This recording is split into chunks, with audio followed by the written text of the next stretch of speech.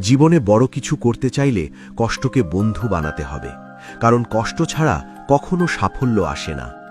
সবাই তোমাকে বুঝবে না, সবাই তোমার স্বপ্নকেও বিশ্বাস করবে না, তবুও থেমে যেও না। সময় খারাপ যেতে পারে, কিন্তু খারাপ সময় কখনো সারা জীবন থাকে না। আজ তুমি যে পরিশ্রমটা করছো, একদিন এই পরিশ্রমই তোমার পরিচয় হয়ে দাঁড়াবে। ধীরে এগোলে সমস্যা নেই, শুধু থেমে যেও না, কারণ ছোট ছোট পদক্ষেপই একদিন বড় সফলতা আনে।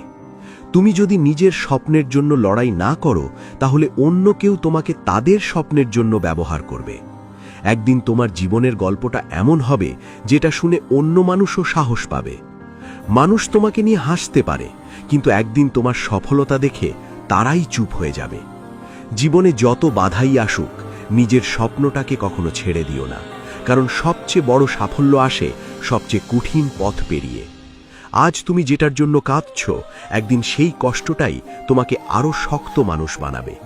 কখনো নিজের মূল্য অন্যের কথায় মাপবে না। তুমি কতটা পারো সেটা শুধু তুমি নিজেই জানো।